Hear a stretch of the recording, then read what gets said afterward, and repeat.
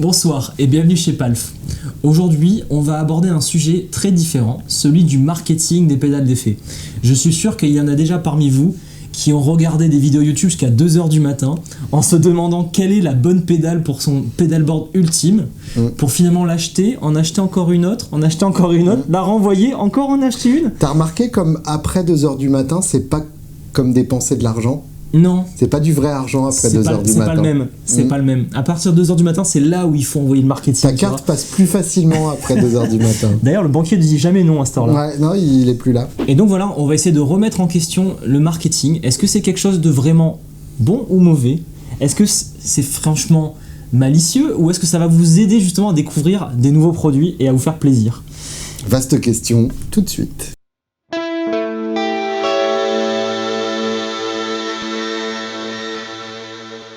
Bonsoir Alex. Bonsoir Julien. Donc nous avons tous les deux dans nos métiers respectifs travaillé dans le marketing d'une façon ou d'une autre. C'est vrai. Moi j'ai eu l'occasion de faire du marketing pour différents magasins, différentes marques, vendre des pédales à travers des vidéos, des articles et des démos.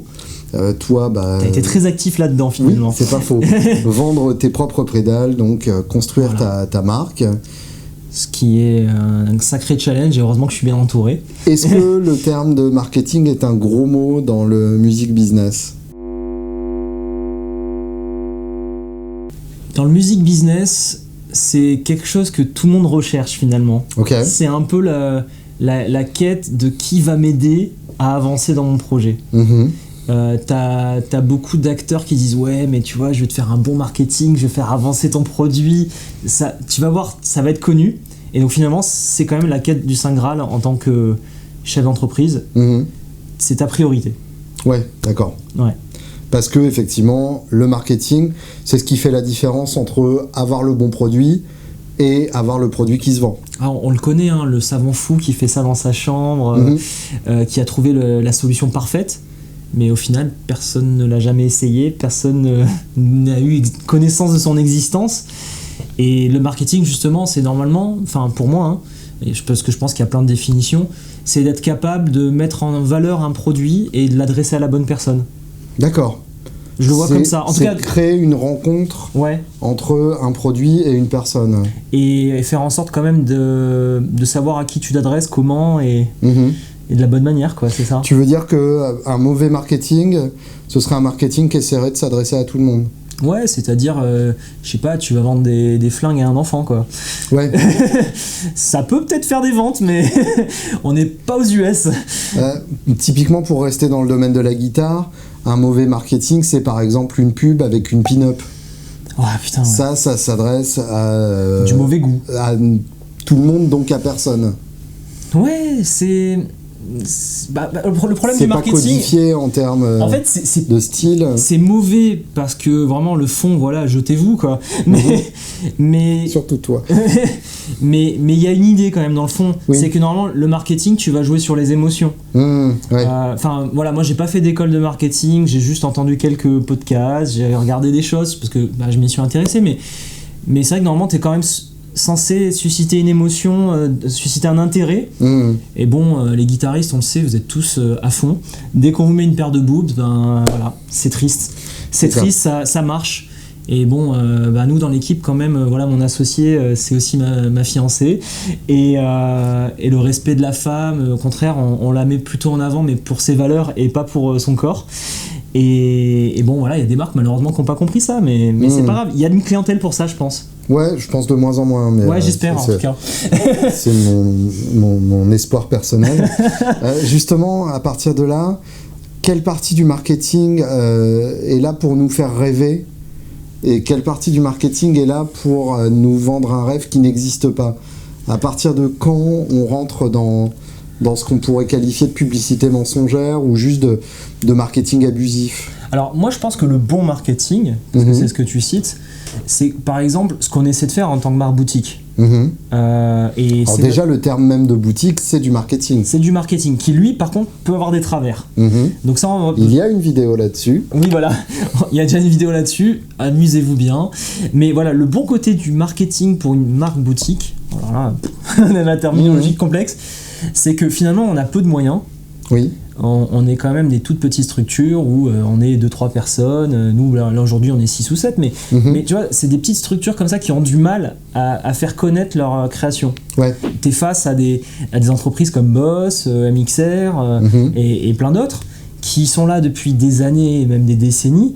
Et t'essaies justement de mettre en avant ton bénéfice produit en montrant que ta pédale, elle est super intéressante, elle va t'offrir ça. Et ça, c'est quand même chouette qu'aujourd'hui, on puisse faire du marketing avec peu de moyens. Ouais. Et c'est ce qui se passe sur YouTube avec différents YouTubeurs.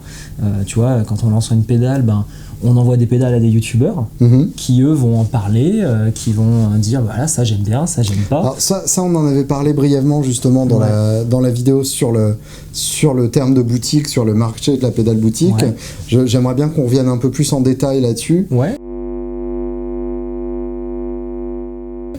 Comment se passe une campagne de promotion d'une nouvelle pédale? Quelles sont typiquement les conditions pour que des youtubeurs parlent de ta pédale? Est-ce que juste tu leur donnes la pédale? Est-ce que en plus tu payes? C'est une bonne question. Si tu payes, est-ce que ils peuvent quand même dire du mal de la pédale quand ils la font en vidéo? Et dans ce cas-là, est-ce que tu connais leur adresse personnelle? Alors, ça dépend de l'interlocuteur pour rebondir sur la fin. S'il est plutôt britannique ou américain, le britannique va être élégant, il répondra plus. Oui, d'accord. Très bien. L'américain, il dira c'est de la merde, récupère ton truc. Et voici l'adresse de mon avocat. Voilà, c'est ça. Donc, on va revenir aux bases. Okay. On va revenir aux bases. Quand tu lances une nouvelle pédale d'effet, c'est vrai que tes moyens d'en faire parler, c'est de faire de la pub sur Facebook. C'est un des moyens. De la pub sponsor, donc. De la pub sponsor, donc vous qui scrollez votre feed tranquillement, vous allez voir d'un seul coup, tiens, une nouvelle pédale d'effet, achète.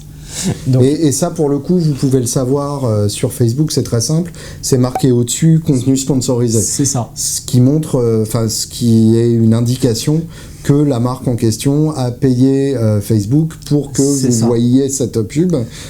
Et c'est quelque chose qu'on peut, adressé de façon très personnalisée. C'est ultra personnalisé. Là, pour le coup, c'est beaucoup plus efficace qu'une pub à la télé ou un billboard, enfin une affiche dans la rue. C'est que là, tu contrôles très précisément l'âge, le sexe, les centres d'intérêt et le département géographique dans lequel se trouvent les gens qui passent devant ton affiche. Et ça encore, c'était la méthode d'il y a 5 ans. Ok, et maintenant, donc là, c'est encore pire. Hein. Ouais, ils ont Facebook, malheureusement, je suis assez ambivalent là-dessus. Oui. Typiquement, personnellement, j'utilise les réseaux sociaux uniquement pour vous répondre. Mais Facebook... Surtout à toi. Ouais, voilà, surtout à toi qui va m'envoyer des messages privés à 23h. S'il te plaît, aide-moi dans ma quête du son. Prends une Savage et tu ne te poseras plus de questions. Personnellement, si je n'avais pas travaillé pour mon entreprise, je n'utiliserais plus Facebook ni Instagram. Je me dis la même chose. Je me dis que si j'avais pas ma musique à faire circuler, je me désinscrirais de Facebook. Ah oui, complètement. Mais je me dis qu'en même temps, c'est de la lâcheté intellectuelle de ma part et que si c'était le cas, je le ferais peut-être pas. Il y a un reportage justement sur Netflix qui m'a vraiment marqué, qui s'appelle The Social Dilemma, qui montre qu'en fait, tu te bats contre des ingénieurs Facebook qui sont ultra compétents en marketing, en communication, etc. Donc les gars, ce sont quand même des experts. Bien sûr. Ils ont programmé un algorithme ensuite qui a une force de frappe avec des super ordinateurs. Tout ça dans l'objectif de te manipuler. Un algorithme qui a une capacité d'apprentissage qui est hallucinante. C'est ça, c'est du machine learning. Donc c'est capable de s'auto-réguler pour te maîtriser et te manipuler complètement. Ouais. Donc c'est pour ça que personnellement je me déconnecterai des réseaux sociaux comme ça. Parce qu'en fait ils vont te mettre du contenu pour jouer sur ta faiblesse. Alors, nous, le contenu sponsorisé Facebook, on se dit que malheureusement, on le fait parce que si on le faisait pas, tu aurais une pub pour, je sais pas, la dernière boisson sucrée, la dernière cochonnerie à acheter. Et on trouvait ça intelligent quand même de te mettre en avant un produit de qualité. Et c'est pour ça qu'on le fait aujourd'hui. Et on n'a pas d'autres moyens. Mais tu le vois, c'est efficace hein? C'est assez efficace, c'est pas non plus révolutionnaire. D'accord. Ça coûte très cher. Par exemple, tu mets 20 € de pub Facebook. Avec 20 combien € de pédales est-ce que tu vas vendre? Peut-être une. Ah oui. Donc c'est un bel intermédiaire qui mange bien sa marge. Oui, je vois bien, ouais. Donc c'est pas magique, mais c'est nécessaire aujourd'hui. D'accord. On est rentré dans une ère où ça devient nécessaire.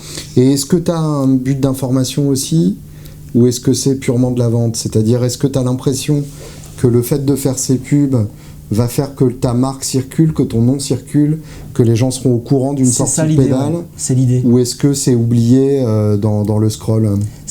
Non, l'idée c'est que justement quand tu as une nouveauté, tu peux la mettre en avant pour que les gens soient au courant. Ouais. Et ça suscite de l'intérêt plus que de la vente. D'accord. Alors ils ont des algos pour, pour faire de la vente, etc. Ça marche plutôt bien sur une nouveauté, mais sur le long terme ça marche pas. Ok, ouais, je comprends. Donc en fait ça marche parce que ta pédale... Donc en fait tu travailles une pédale, mais tu travailles pas ta marque. Ouais, ok. Complètement. Ouais. Tandis que sur YouTube, donc tu as des influenceurs à qui tu envoies une pédale. Et donc bien sûr, toi qui nous regardes, arrête de croire que tout le monde dit que c'est bien parce que c'est bien. C'est un métier. C'est un métier, mais ça je pense que les gens commencent à le comprendre. Bien sûr. Et donc tout simplement, l'influenceur reçoit la pédale. Demande entre 200 et 1500 euros pour dire du bien sur sa pédale. Selon son nombre d'abonnés et de vues en moyenne. Selon la capacité de vente, quoi. Donc là, en fait, un YouTuber, concrètement, vend sa communauté aux marques. C'est ça. Ok. Ouais, c'est ça, c'est exactement ça. Donc tu vends ta communauté et t'espères que selon l'argent que tu as mis, tu récupères ça en volume de vente. Ok. Et donc, par exemple... on va faire la même équation que pour Facebook. Ouais. Tu mets 300 euros dans une vidéo de YouTuber, sans compter le prix de la pédale que tu envoies. Ouais. Combien de pédales tu vas vendre? Ça dépend. Ok. Parfois 0. Ouais. Parfois 2-3. D'accord. En général, c'est assez délicat parce que je pense que ceux qui nous regardent aujourd'hui, ils ont compris, ils sont pas bêtes. Et la vidéo, pour moi, la vidéo de papa... où c'est tiens regarde j'ai reçu cette pédale, elle est bien, achète-la, elle devrait plus exister. Ouais. Enfin moi c'est mon ressenti en fait. En fait j'ai cette impression qu'il y a un flou artistique qui est soigneusement entretenu entre test et démo. Ok, raconte. C'est quoi la différence pour toi? Un test, c'est qu'effectivement tu testes. Okay. C'est-à-dire que tu essayes et tu vois si ça te plaît. Ouais. Et tu fais part de tes impressions, qu'elles soient positives ou négatives. Okay. Une démo, tu montres ce que ça sait faire, et donc dans l'idée, tu te positionnes, tu la mets en avant, et tu la vends. Et le terme de review par rapport à ça, c'est test. C'est plutôt test, mais avec une partie démo au début. Voilà, c'est ça. Donc on a tendance effectivement à confondre les deux. Une démo, ça n'est pas un test. C'est-à-dire qu'à partir du moment où c'est le mec qui va vous montrer ce qu'on peut faire avec la pédale et qui a été commissionné pour ça, faut pas s'attendre à ce qu'ils disent des choses négatives sur la pédale. C'est ça. Et pour le coup, ça, c'est une ambiguïté qu'on retrouvait déjà à l'époque des tests magazines. Il y a déjà des tests, il y a encore des tests magazines évidemment à l'heure actuelle. Heureusement, il y a encore une presse papier. Mais justement, la presse papier a énormément souffert de cette ambiguïté. C'est-à-dire que pendant de longues années, on a vu des tests magazines où il y avait positif, genre v'là des trucs, et négatif, genre devoir la rendre, lol. Et tu sais bien que lui, il est importé par quelqu'un de gros et qu'il y a un petit bifton qui est passé par là. Soit un petit bifton direct sous forme de la pédale est offerte au mec qui la teste, soit tout simplement un chantage, il n'y a pas d'autre mot en termes de pub. C'est ça. C'est-à-dire que... T'inquiète pas, je te prendrai des pages de pub. Exactement. Et d'ailleurs, il y a des trucs même qui sont carrément ridicules. Si vous regardez la presse anglo-saxonne à l'heure actuelle, dans Guitar Player, vous avez très souvent le test d'une pédale et à 20 pages d'écart, vous avez la pub pour la pédale en question. Et ça n'est présent que dans un numéro. Donc c'est vraiment la marque qui a payé sa pub et qui a demandé un test en échange. Et là, pour le coup, on sait très bien, effectivement, que la marque n'a pas envie d'avoir une mauvaise review, n'a pas envie d'avoir un mauvais test, et que du coup, c'est plus ou moins une forme de démo écrite. C'est payé, quoi. Et c'est payé, et du coup, c'est une ambiguïté qui a beaucoup coûté à la presse écrite. C'est ça. Parce qu'on avait l'impression qu'à chaque fois qu'un truc sortait, c'était le truc qui tue et que tout le monde avait envie d'avoir. Alors, pour les défendre potentiellement, non, partiellement, c'est le mot que je cherchais. Ils ont quand même besoin de vivre. D'une part, ils ont besoin de vivre, et d'autre part, la manière dont je m'en sortais quand j'étais journaliste, c'est que je ne parlais pas des produits que j'aimais pas. Oui. C'est-à-dire que si on recevait un truc qui était vraiment armoire, je préférais parler d'autres trucs qu'on recevait qui pour le coup m'excitaient, tout simplement parce qu'en plus le test est beaucoup plus facile à écrire quand t'aimes bien un truc. Quand t'aimes un produit, c'est bien. Mais parfois c'est un peu une excuse aussi. Bien sûr. C'est un peu une excuse. Ouais, ça m'a pas plu, mais en fait bon, c'est juste qu'ils m'ont pas payé quoi. Ouais. Mais c'est vrai que si tu le fais et que toi t'es aligné sur si la marque prend de la pub, là pour le coup, que ça te plaise ou non, tu vas écrire le test. C'est ça. Alors j'ai eu cette expérience avec Première Guitare. C'est ça, j'allais t'amener là-dessus. Très positive parce que Première Guitare, il y a 4-5 ans, je leur avais acheté des bannières là, pour essayer de faire de la pub pour un Ascend. C'était catastrophique, il n'y avait aucun retour sur investissement. Enfin, c'était tiens, prends mon argent et on verra. Achète c'est ça. Ma merde. Et il te dit, si tu veux une page sur mon magazine, c'est genre $4,000. Enfin, du coup, ça, on a laissé tomber. Et tu vois, c'est le chef rédac, quand il a vu la Element, c'est lui. Sean Hammond, donc. Exactement. Tu connais. Il m'a contacté, il m'a dit voilà, ça m'intéresse, j'ai envie de parler de la Element. Et on ne leur donne pas un centime à Première Guitare, tu vois, on leur donne rien. Et c'est juste lui qui me dit tiens, la Aegis aussi ça m'intéresse, fais voir. Et le Première Guitare Award qu'on a eu sur la Element, bah c'est lui qui a décidé, enfin nous on a juste donné la pédale, voilà. Et on n'a pas donné d'argent, et ils ont insisté pour renvoyer la pédale aussi. Ouais, d'accord. Et je lui ai dit à Sean, attends, mais tu l'adores la Element, garde-la. Il m'a dit non, je peux pas. Je peux pas la garder, j'ai pas le droit. Ouais, ok. Et je lui ai dit, bah, je te la vends, je te fais un super prix. Il m'a dit, ok, ça je peux. Tu vois, c'est vraiment ultra objectif. Il parle des choses, mais neutre, mais complet, quoi. Mais alors, quelle est la cohérence du coup ? Alors, ça, c'était il y a 5 ans. D'accord. Et c'est un autre gars. Ouais. C'est un autre gars qui fait ça. Ils ont le service commercial, le service marketing et le service review, éditorial. Voilà, éditorial. En gros, c'est ce qu'on disait tout à l'heure. En fait, si ça leur plaît, ils en parlent. Ouais. Le service éditorial, pour le coup, a cette liberté de trouver le truc qui tue. C'est vraiment scindé. Et de pas être tenu de demander de la pub. Si ça lui plaît vraiment, il en parle. C'est ça. Mais en parallèle, il y a le service pub qui, du coup, met des suggestions. Entre grosses guillemets au service éditorial en fonction des pubs que tu prends. Ouais, d'accord. Moi, j'aimerais bien que tu me parles d'un terme un peu technique qui est le cycle de vie d'une pédale. Alors, purement commercialement, déjà dans un premier temps, c'est assez triste, mais en gros, quand tu sors une pédale, sauf énorme buzz, en vrai, tu vends plus de la moitié de l'espérance de vente de ta pédale en 3 mois. Ok. Donc, pour être clair, quand on parle d'espérance de vie d'une pédale, c'est l'espérance de vie commerciale. C'est évidemment pas le moment où elle va se casser.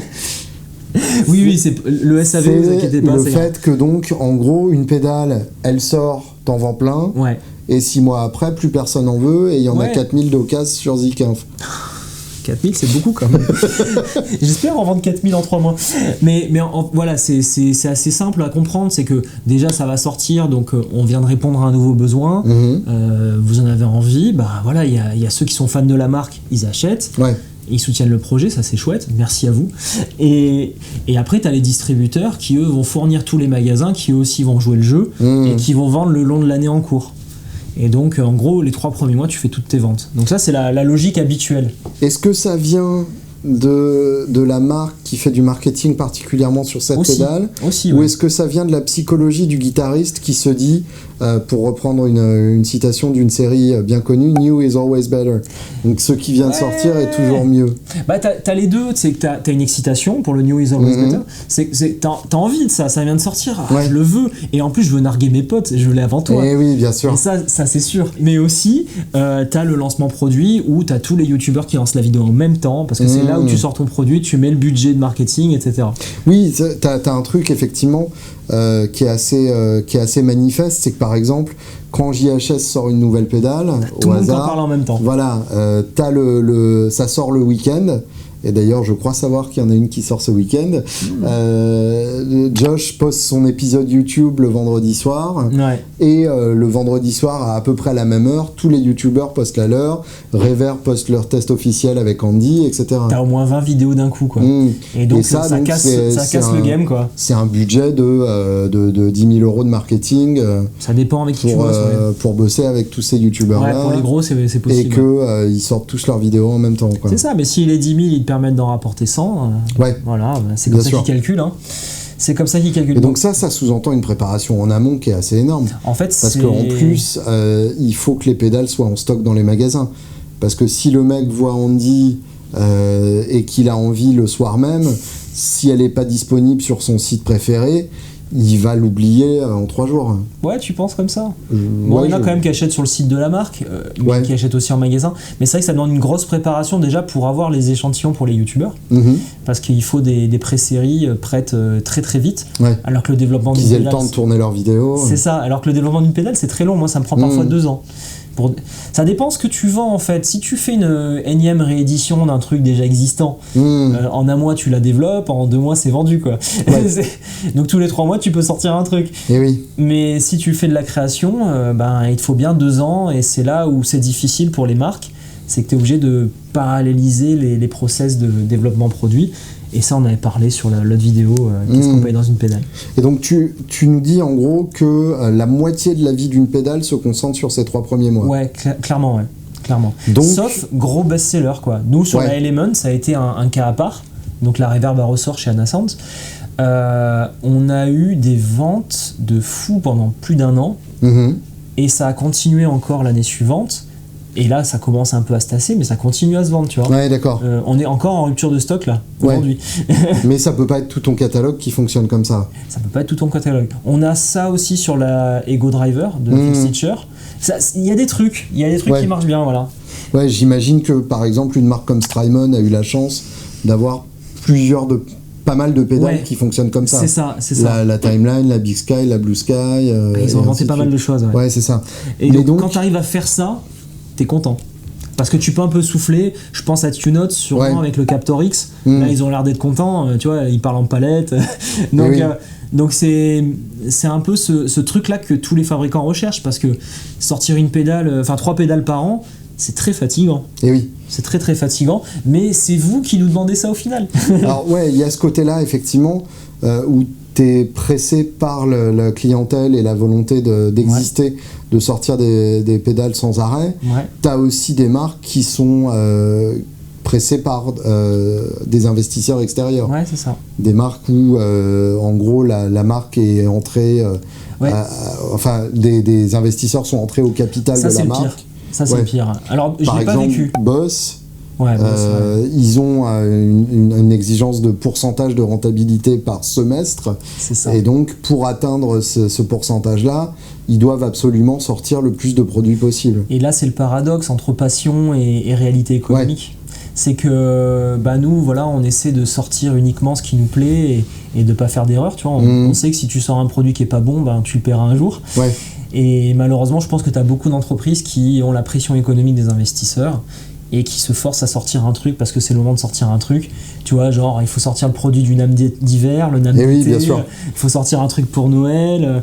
Tu vois, c'est un peu cette pression continue qui peut amener à des produits de moins bonne qualité. Quitte à sortir n'importe quoi. C'est ça. On va y venir. Juste une chose avant ça. J'ai cette vision, et je pense que tu me contrediras forcément. Et je te demande de me contredire.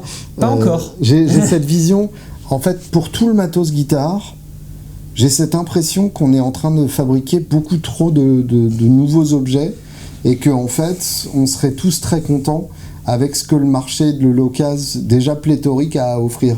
Je vois ce que tu veux dire. C'est-à-dire que, est-ce qu'on a vraiment besoin que Gibson ou Fender fabriquent une Strat ou une Les Paul de plus?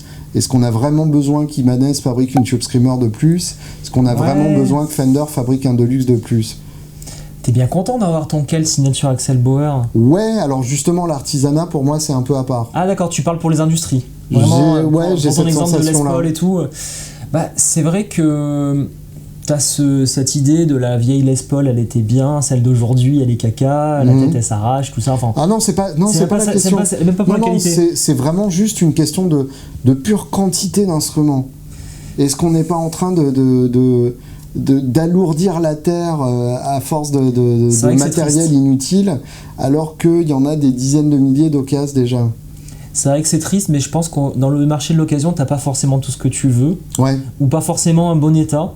Moi, c'est vrai que la plupart des SAV que j'ai dû gérer sur Arna Sounds, en tout cas pour les pédales d'effet, c'était, bon, dans 90% des cas, c'était le mec avec le 18 volts. mais pour les autres, ça a été le marché de l'occasion qui a été un peu délicat pour eux. C'est-à-dire que tu as des gens qui te revendent des choses qu'ils ont abîmées et ils te le revendent sans te le dire. Oui, d'accord. Et ça, c'est un peu délicat. Et donc, pour moi, le marché de l'occasion, en tant que... Enfin, personnellement, je trouve que c'est beau sur le plan éthique. Mais ça ne m'a jamais plus attiré que ça parce que je trouve ça abîmé et t'as plus le plaisir, tu vois là, du unboxing, t'as plus le plaisir de la nouveauté, de la fraîcheur. Alors que moi pour le coup j'ai rarement acheté du matos autrement que d'occasion. Ouais, bah après il y a parfois la question du budget. On rentre en compte. Purement de la trouvaille aussi. Ou parfois de la trouvaille, si c'est trop vieux, tu le trouves plus en neuf, etc. Ouais, ou même un truc récent, mais voilà, je l'ai trouvé d'occasion. T'as fait une affaire, t'es content. Ouais, t'as une démarche, quoi. D'accord, c'est un peu comme si t'es parti chasser, quoi. Ouais, il y a de ça, complètement. Il y a de ça, ouais. Ça ouvre une certaine question, mais je pense que ça dépend de chaque personne. Moi, personnellement, j'ai pas envie d'aller acheter d'occasion. Quand je m'achète un produit, j'ai envie qu'il soit neuf dans son emballage, que j'ai quelque chose à ouvrir, que j'ai une expérience. Je trouve que ça casse l'expérience quand alors la personne... que moi, l'emballage m'angoisse. Je le vois bien, t'inquiète. Non, mais tu sais, je vois un produit emballé. Typiquement, là, il faut que je change d'ordi.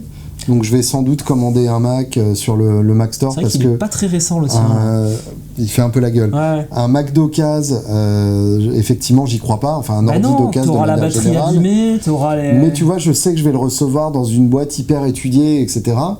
Et ça m'angoisse. Parce que t'as l'impression qu'il te manipule? Non, parce que je sais que ça va faire du carton à la poubelle. Oui, c'est vrai. Parce que je sais que si je veux le revendre, il faudra que je stocke ce carton quelque part. Après, le carton à la poubelle, t'as des cycles de recyclage aujourd'hui quand même.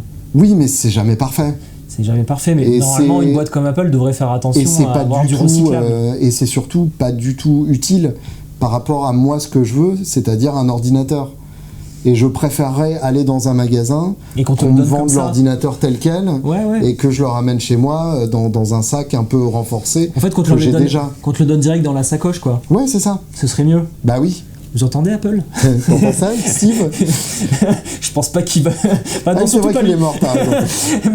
mais même s'il était encore là, je pense pas qu'il nous écouterait aujourd'hui. C'est ça. Mais donc voilà, moi, c'est vrai que l'occasion me rassure là-dessus. Oui, c'est vrai. Où je me dis que je suis pas en train de rajouter... un produit sur Terre par ma fièvre consommatrice. Et si tu voyais la chose différemment?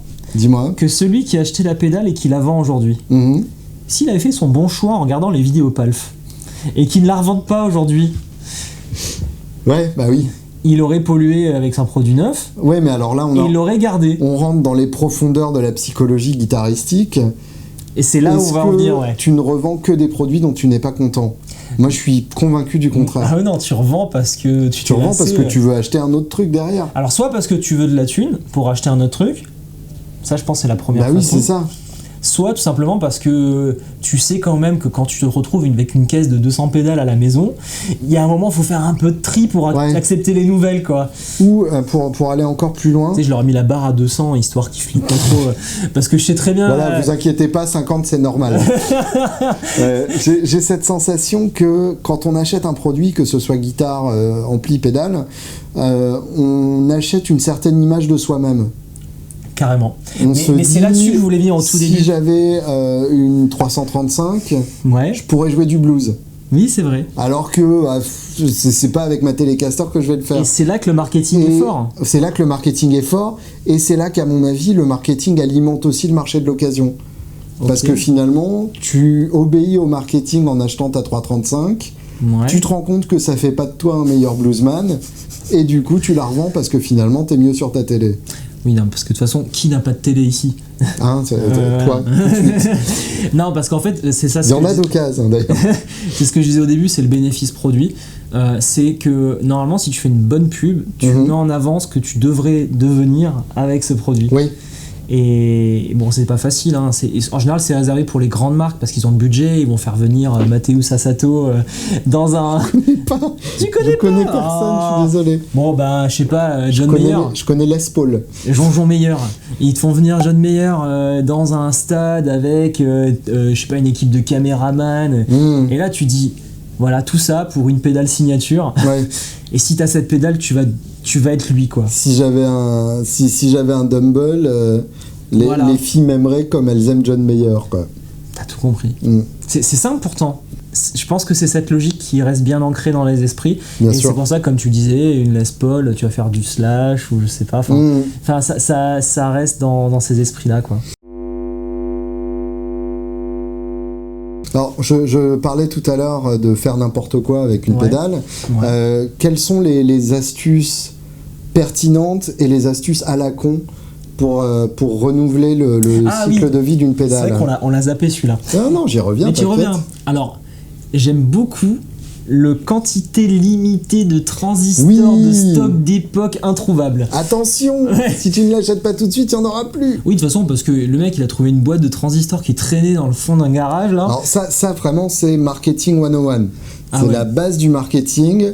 Faire croire à la personne que si t'en achètes pas maintenant, il n'y en aura plus. Oui, et tu remets ta pub la semaine suivante parce que t'en as toujours pas vendu et qu'il n'y en a plus. Hein. Donc déjà, le terme d'édition limitée, systématiquement méfiance. Édition limitée, ça peut être une volonté de dire voilà, j'en fais une série assez rare, et si tu tombes bien que c'est la bonne série, d'occasion ça prendra de la valeur, comme on parlait d'occasion, mais parfois le série limitée, parce que j'ai une trouvaille assez particulière, celui-là moi il me fait peur. C'est en général, moi ce qui me fait peur, c'est les Fuzz Face au germanium avec la caisse de transistors russe, NOS, machin, que en fait tu mets du silicium bien réglé, ça sonne mieux, quoi. Oui, et puis de toute façon, effectivement, là on est dans du produit, comment dire, de pur pignol. Ah oui, on est dans la pure pignole. Donc après, ça fait plaisir à certaines personnes de se sentir exister parce que tu as récupéré la pédale unique que personne n'aura. Mais est-ce que c'est important? Ça, je pense que c'est propre à chaque personne. Mais par rapport à ça, parce que je crois savoir que tu sortiras une édition limitée dans quelques temps. Bien sûr. L'édition limitée en question, t'as mis de la recherche et développement dedans. Oui. C'est pas un truc genre tiens on a fait tac, ce qui montre que t'es pas si malin que ça. Ah oui, parce que t'as gâché de la recherche et développement pour un truc que tu ne vendras pas à long terme. Oui, ce truc-là, je sais que on va pas gagner d'argent, mais c'est parce que c'est une personne qu'on apprécie beaucoup. Ouais. Et on avait promis cette pédale. Ce que je veux dire d'un point de vue marketing et vente, c'est pas logique. C'est idiot. En fait, là où on avait été intelligent, c'est quand on avait fait par exemple les combos Savage Cerberus, Savage High Voltage, qui ont servi à beaucoup de monde parce que du coup c'était moins cher que d'acheter les deux pédales, mais qui nous ont coûté 0 de R&D. On a pris les deux pédales dans une boîte. Enfin, ça a coûté un mois de mise en place, quoi. Là, c'est encore une manière, effectivement, de redonner vie à une pédale. Voilà, tu mets deux pédales en une, tu fais un peu moins cher, tu mais une série limitée. Ça plaît aux gens parce que ça leur coûte un peu moins cher. Ça nous fait pas trop d'emmerdement au niveau fabrication. C'est un win-win pour moi. Là où pour l'édition limitée, je ne peux pas encore dire le nom parce que je ne sais pas quand cette vidéo va sortir, mais voilà, on apprécie beaucoup l'artiste, on lui avait promis quelque chose qui se rapprocherait du son qu'elle voulait et on n'a pas envie de l'arnaquer. Donc on a bossé parce que c'est ce qu'on avait, c'était pas suffisant. Ouais, d'accord. Donc voilà, après ça dépend de l'éthique de la marque en fait. Donc et par contre, voilà, le côté édition limitée où juste ils mettent une nouvelle couleur sur une pédale existante, genre il y en aura 25 en rose. Là on est dans le marketing facile et dans la manière facile de relancer la vie d'une pédale. On a changé la couleur. Après on l'a fait il y a longtemps, tu vois, on va dire que c'était une erreur de parcours. Quand on avait fait la Utopia avec la vague de Kusai, on avait fait que 10 en édition limitée. Bon, c'était joli, c'était mignon, c'était sympa, mais c'était pas intéressant en fait de faire ça. Autant faire une Utopia avec vague de Kusai et puis basta. Alors quid des Mark II, Mark III, etc. qu'on Ça peut dépend. voir. Je pense par exemple aux JHS qui sont ressortis récemment, où en version 2, il y a une prise foot switch pour changer un truc. Là-dessus, ça dépend, on va dire, tu vois. Est-ce que c'est pas un peu nous faire prendre les vessies pour des lanternes? Ou bien, est-ce que, je pense par exemple, toujours pour rester chez JHS, est-ce que le fait de ressortir la Color Box... en rack. Non, il y a eu une version 2 de la Color Box. D'accord. Et la principale différence, c'est que tu peux l'alimenter en 9 volts normal. Donc t'es plus obligé d'avoir ton adaptateur à la con. Est-ce que c'est pas une manière, soit de nous vendre une version moins bien, puisqu'il n'y a pas la lime 18 volts, donc c'est sous-alimenté, soit de nous... Ah bah alors dans ce cas-là, c'est la deuxième solution, c'est que la pédale était mal conçue dans sa version 1. C'est ça que je pense. En fait, c'est pas que c'était mal conçu, c'est que regarde, quand t'achètes un MacBook justement, t'en as marre de ton MacBook Air d'aujourd'hui, tu voudrais un MacBook Pro dernière version. Non, un Mac Mini, ça m'ira très bien. Un Mac Mini, ça t'ira très bien. En tout cas, tu vas vers l'évolution. Oui. Et donc c'est pour ça que je leur jette pas la pierre, parce que je comprends, t'as ce paradoxe en tant que fabricant de t'es jamais satisfait et t'as envie de t'améliorer. T'as envie de proposer toujours du mieux. Mais c'est vrai qu'en même temps, si tu prenais le temps de faire les choses bien, tu sortirais pas un produit qui nécessiterait une amélioration. Donc voilà, c'est un peu dans le bon et dans le mal, on va dire. Et justement, inversement, pour me faire l'avocat du diable, est-ce que en tant que fabricant, tu as vraiment intérêt à faire une pédale parfaite, ou est-ce que tu ne te bloques pas la possibilité de la perfectionner dans les versions ultérieures si tu fais ça? Je pense que si j'étais un bon businessman, je devrais pas faire ça. C'est ça. Stratégiquement, tu sors une première version très bien, mais où t'as oublié un potard de tone. Ouais, tu pourrais faire un truc un peu mieux dessus. C'est ça. Mais par contre, je pense que ça dépend de l'esprit de chaque fabricant. Moi, typiquement, la pédale, je la conçois telle que j'aurais aimé la voir. Donc pourquoi me brider et pourquoi pas faire ce qui me plaît? Donc voilà, c'est pas dans notre état d'esprit, ça doit dépendre de chaque fabricant. Mais moi, je ne suis pas de cet avis, même si ça nous rapporterait peut-être un peu plus d'argent. Puis après aussi, le fait de faire des V2, V3, V4, tu tires un peu une balle dans le pied vis-à-vis de tes partenaires, parce que les gars, ils vont stocker l'ancienne version. Et oui, bien sûr. Tu vas leur dire, l'ancienne version, elle va plus se vendre, mon gars, elle va te décoter, prends la nouvelle. Et voilà, ça, c'est pas non plus très sympa pour eux. Sauf que si ta pédale devient culte, les mecs verront quand même que t'as changé la version, même si tu le mets pas. Oui, c'est ça. Pense à l'OCD, où il n'y a pas marqué V1, V2, mais les mecs vont l'ouvrir et regarder dedans. D'ailleurs, c'est ce qu'on fait, on améliore continuellement nos produits, sans forcément l'annoncer. Merde. Ça veut dire que j'ai raison de penser que la toute première Savage était la meilleure. Elle était différente. Ah, je le savais. Elle était différente. On améliore nos qualités de composants, on améliore... typiquement, tu vois, on a fait un passage l'an dernier qui était intéressant, c'est qu'on est tout passé avec des switches à relais. On l'a dit à personne, tu vois, ça c'est petit à petit. À part à JHS. Et ah oui, c'est vrai, il a pris l'écrou. Ah bah oui, c'est sérieux. Il a chopé l'écrou pour ces nouveaux fuzz là. Et voilà, on n'en a pas fait tout un buzz parce que ça aurait été discréditer le travail de certains fournisseurs et magasins qui auraient les pédales sans le foot switch à relais. Bien sûr. Et tu vois, c'était pas nécessaire de le dire, quoi. Je comprends. Voilà. Autre manière de revendre une pédale qu'on a déjà, la version mini. La version mini. Alors là, est-ce qu'on se fout pas un peu de notre gueule? Pareil, tu peux avoir un avantage. Quand par exemple, alors l'exemple parfait de ce péché capital, c'est Wayuge.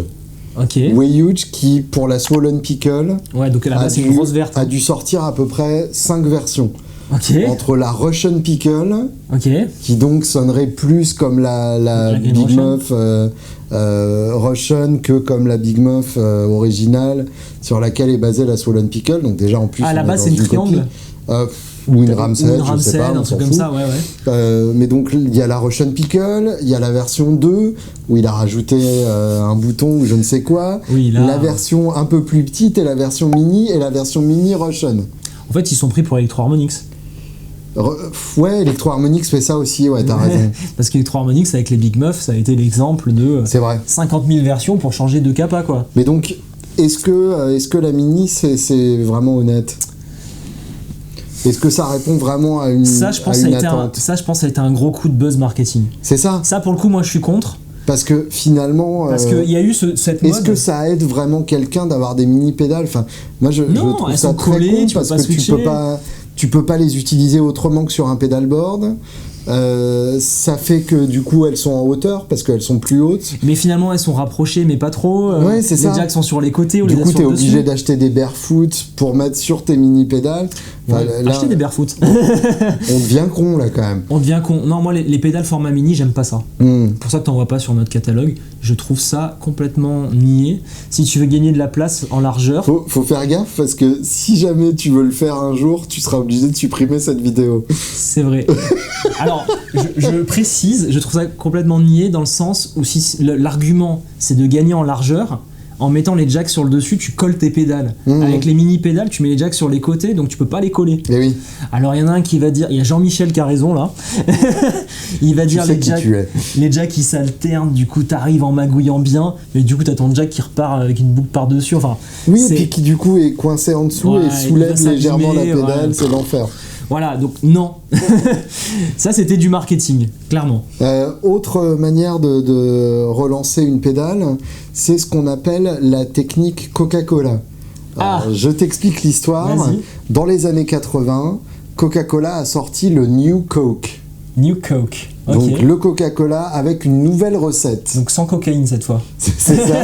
Une nouvelle recette que finalement personne n'a aimée. Ok. Et c'est ça qu'ils voulaient. Puisque ça leur a permis, quelques années plus tard, de ressortir le Coca en l'appelant le Coca original.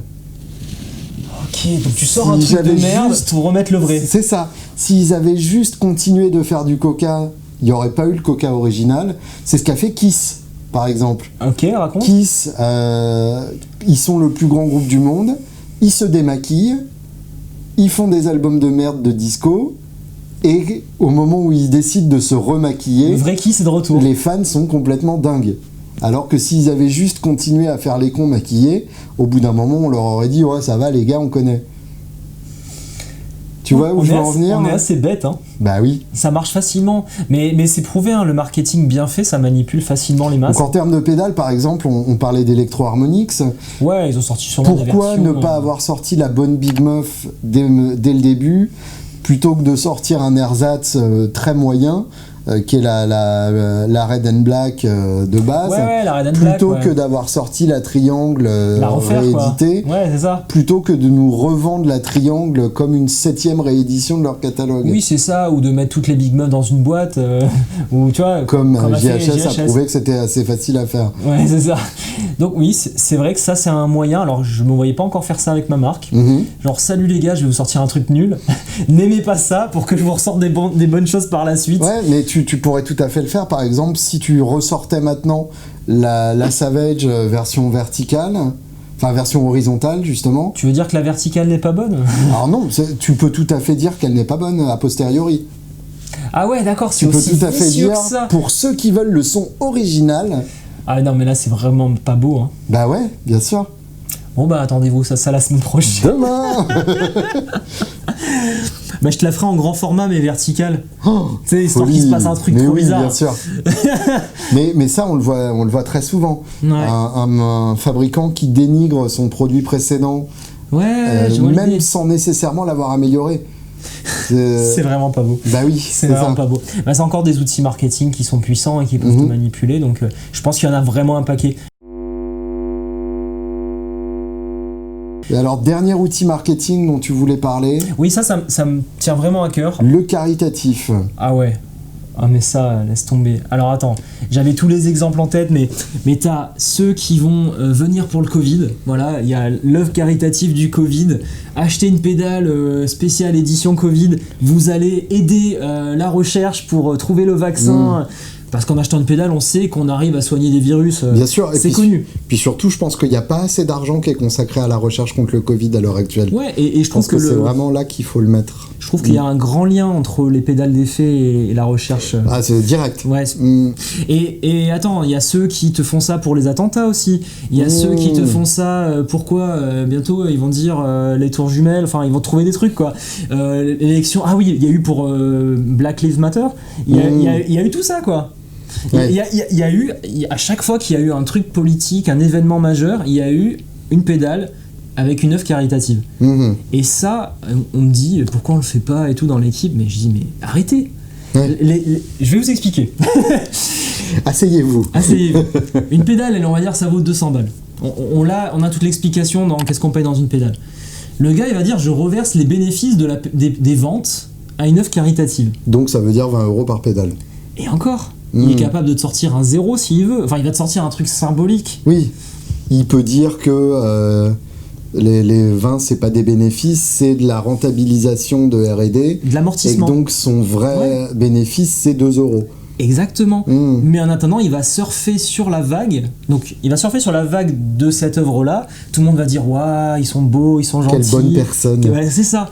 Et ils vont vendre des milliers de pédales en vous faisant croire que votre argent va être bien placé.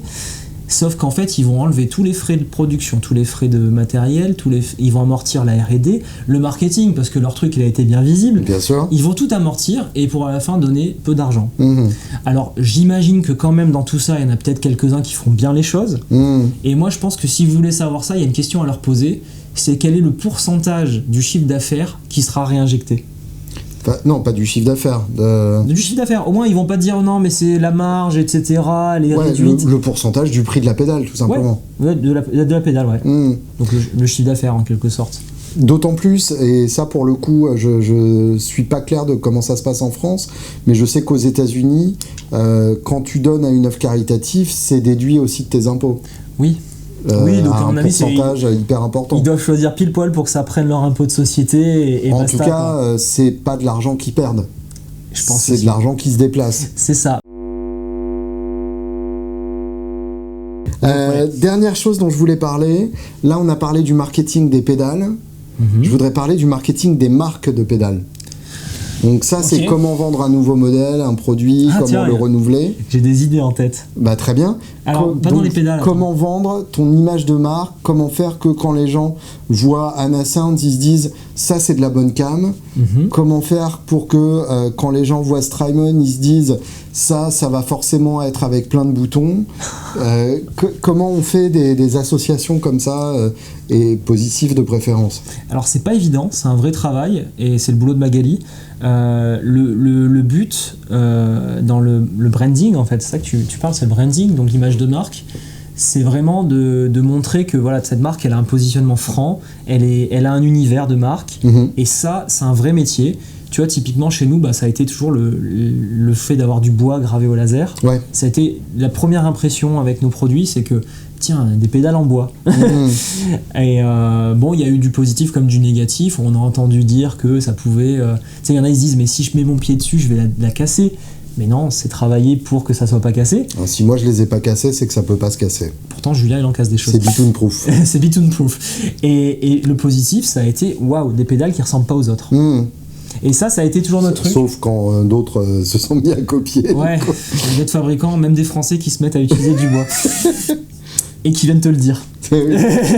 Tiens, désolé, j'ai bien aimé, je voulais faire comme toi. Voici ta pédale par mois.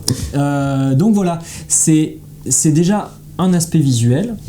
Après, une façon de présenter les choses, tu peux le voir sur notre site internet, sur nos photos, sur Instagram, sur nos vidéos. Très pur, très simple, peu de choses, peu de couleurs, pas de bordel, dans la propreté. Et ça, tu l'as vu quand t'es passé à la maison. Bien sûr, c'est pareil. C'est pareil chez nous. Donc c'est arriver finalement à être sincère et retranscrire comment toi tu es et comment tu vois les choses. Ce que tu es profondément. Ouais. C'est ça. Et je pense que si tu restes honnête, c'est assez simple. Ouais. Par contre, si tu commences à te donner une image, waouh, ça devient compliqué et là il faut des budgets. Je sais pas, tu peux avoir le cas de Strymon, vu que tu l'as cité. Eux, je pense que c'est sincère aussi. Ils ont une sacrée équipe d'ingénieurs. Ils ont des gars qui sortent de je sais plus quel milieu, donc des gens dans le firmware, dans le software, dans le hardware et tout. Enfin, tu vois, il y a des gens qui mangent des lignes de code au petit déjeuner, quoi. C'est ça. Et dans les céréales, ils mettent des petits circuits imprimés au cas où, tu vois. Circuits intégrés, pardon. Pour le côté crunchy. C'est ça.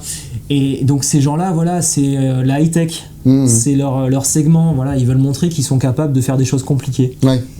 Et ils l'ont bien montré. Ah bah oui, bien sûr. Et donc je pense que l'image de marque aussi se traduit par les produits. Tu vois, quand on a sorti la Element, nous ce qu'on aime faire, c'est du vintage, dans le son, dans la technologie, mais réadapté au monde vivant, au monde actuel, quoi. Et donc la Element, elle a des technos qui lui permettent d'être plus facilement utilisable, c'est beaucoup plus sympa, c'est nouveau. Ouais, d'accord. Et c'est ce qu'on essaie de faire aujourd'hui sur Anasounds. Et donc ça, c'est un vrai travail. Est-ce que le meilleur moyen d'avoir une bonne image de marque, c'est de pas sortir des pédales de merde? Déjà, c'est en fait un prérequis. Et de manière constante. C'est un prérequis. Donc c'est pas du tout une pression quotidienne. Et de pas aussi travailler avec des gens qui te flinguent ton image. Oui. Faut pas travailler avec n'importe qui. Pas s'associer avec les mauvaises personnes. Ouais, voilà. Les youtubeurs qu'on choisit, au fur et à mesure du temps, on arrive à comprendre qui fera quelque chose qui est dans notre univers. Alors justement, ça c'est un autre sujet. On va peut-être pas trop passer de temps dessus parce que c'est déjà une vidéo qui est très très longue. Oui, je pense que là ça fait un moment. Mais comment on sort par exemple en tant que marque du bad buzz? Je pense à Vertex. Vertex. Ah ouais, Vertex, c'était dur. Qui avait fait un truc un peu tendu, quoi. Bah, eux, alors je connais pas toute l'histoire. Je sais que bon, ils ont pris des oies chinoises, ils les ont repeintes, enfin un truc comme ça. Et je crois que leur boost était rebrandé aussi. Voilà, donc ils ont acheté du Made in China à pas cher, ils ont juste colorié le truc et ils l'ont revendu cher. Donc ça, c'était vraiment dégueulasse. En l'appelant boutique. Voilà, donc ne faites pas ça. Pareil, hein, t'en as qui achètent, et je connais plein de fabricants, dont des Français malheureusement, qui achètent des circuits de kits, qui les assemblent et qui mettent leur logo dessus. Et qui se disent fabricants, quoi. Voilà. Et donc ça, les gars, quand ils se font choper, c'est sûr que... Mais à l'heure actuelle, c'est inévitable de se faire choper.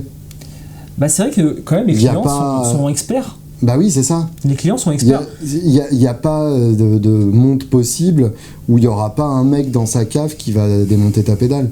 Ouais, ça n'existe pas. Ça n'existe pas. Et donc, c'est pour ça, comme je disais tout à l'heure, soyez sincères en fait. Soyez droit, soyez juste, soyez ce que vous avez envie d'être. Il ne faut pas mentir. C'est assez simple, hein. C'est un peu des petites règles d'enfant, mais je trouve du coup, c'est plus long. Ça demande plus de travail. Et d'ailleurs, c'est délicat parce que le client étant expert, j'aimerais bien avoir quelqu'un qui répond au téléphone pour moi, tu sais, dans l'équipe. Et il faut que je prenne quelqu'un de très très compétent parce que il va se faire attraper au quart de tour, tu vois. Donc c'est pas évident ça. Mais oui, c'est vrai que Vertex aujourd'hui, je vois que sur YouTube, ils sont bons. C'est peut-être ça qui permet un peu de remonter. Mais je vois pas comment tu sors d'un scandale comme ça, à part en t'excusant plein de fois et en faisant peur aux clients, quoi. Moi, j'aurais plus confiance en cette marque. Et oui, bien sûr. Donc voilà. Dernière chose, comment éviter d'être has-been? C'est la grande question. J'en ai aucune idée. Aucune idée parce que je sais que dans l'exemple, tu as forcément Wampler, Earthquaker qui sont des marques qui ont bien vendu, quoi. Et peut-être qui ont un peu moins le vent en poupe en ce moment parce qu'il y a d'autres marques qui font en tout cas, qui sont moins omniprésentes. Moins omniprésentes, ouais. Et moins systématiquement sur l'esprit des guitaristes. Alors que des petites nouvelles comme Chase Bliss, comme Walrus, comme Alexander paraissent plus sexy. Ouais, c'est ça. En fait, je pense que c'est juste une histoire de branding, de vidéos YouTube sur le lancement, etc. C'est pas pour autant qu'ils vendent pas. Ouais. Je pense qu'ils doivent en vendre des sacrées quantités de pédales. Alors voilà, c'était là que je voulais arriver pour conclure. C'est que quand tu commences, tu peux bénéficier du fait d'être le petit nouveau et du coup d'avoir le côté sexy du petit nouveau. En fait, c'est comme une relation. Ouais, j'aime bien. J'aime l'idée. Au début, t'es tout excité et t'es attentif, tu mets ton nez partout et c'est des trucs nouveaux. Mon Dieu. Et au fur et à mesure, t'as cette possibilité soit de laisser tomber, soit de transformer dans les pédales en tout cas ce qu'on appelle une valeur sûre. Pour le coup, par exemple, quand on cherche un délai, est-ce qu'on va penser au faux tape echo de Wampler? Probablement pas. Non. Mais en même temps, il y a plein de gens qui l'achèteront quand même simplement parce qu'il est omniprésent dans les gros magasins. C'est vrai. Ouais, donc finalement, il y a des phases pour le marketing. C'est pas bien non plus d'être tout le temps omniprésent. À un moment, les gens se lassent.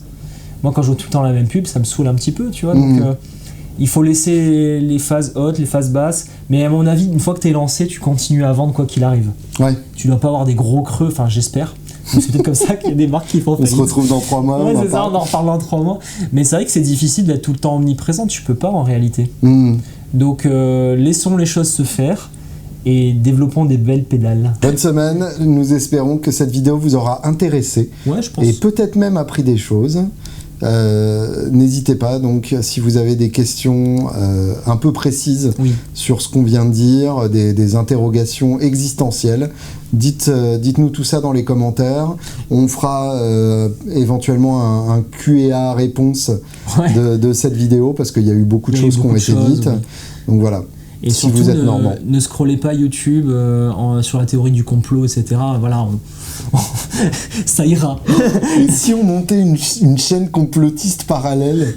Bon, bah c'est parti. Rendez-vous sur Underground Palf. Bon, alors on s'arrête là, la semaine prochaine. Ça va, salut. Aïe, aïe, aïe.